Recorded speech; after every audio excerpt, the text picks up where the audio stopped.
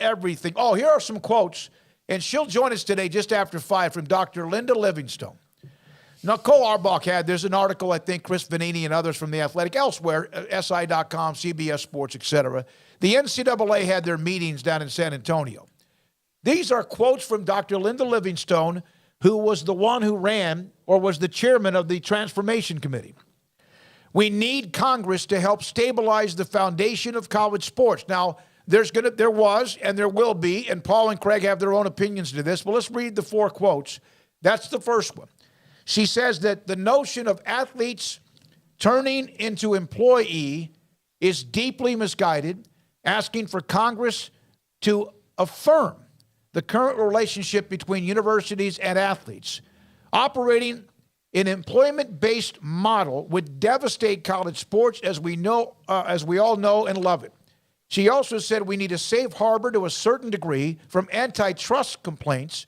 We're not looking, nor do we need a broad antitrust exemption, but we do need the ability to make common sense rules without limitless threats of litigation. Yeah. She'll join us today at 5. Yeah, normally, on these kind of things, like I'm of several different, like I don't have a staunch view on what should be involved and what should not and what the NCAA should do wrong and the governing body. But I do think there needs to be give and take, because I do agree. If you enter into a collectively bargained employee-employer relationship, it's not what it was anymore, and it probably can't sustain the way it was anymore, and things will change to a way that most people will not like and enjoy. It will be completely different.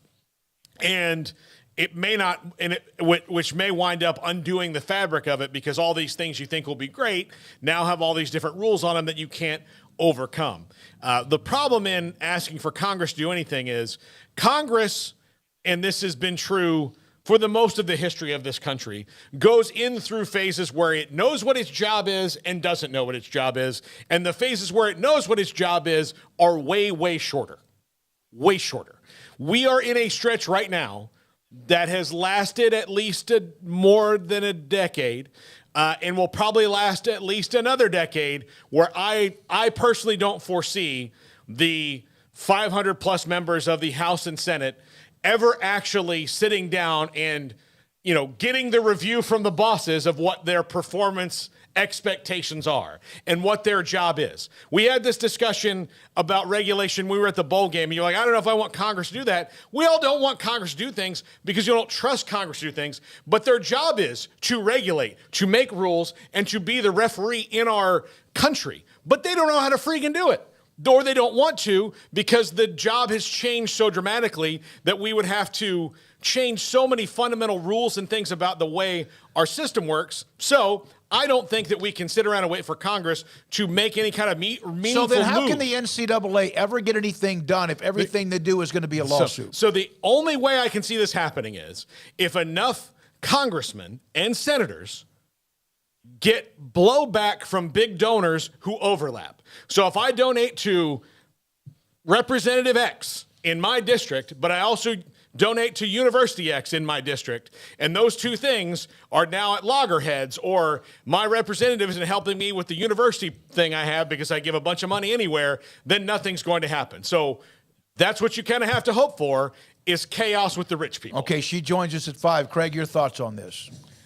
I don't have many. I mean, I understand the call for Congress. I understood it the last time, and the time before, and the time before, and the time before, and the time before. And so what, 2-3 years calls for Congress? Has Congress even, they even heard the phone ring? I don't think so. I mean, so yeah, we can want, we can need, but doesn't mean we'll get.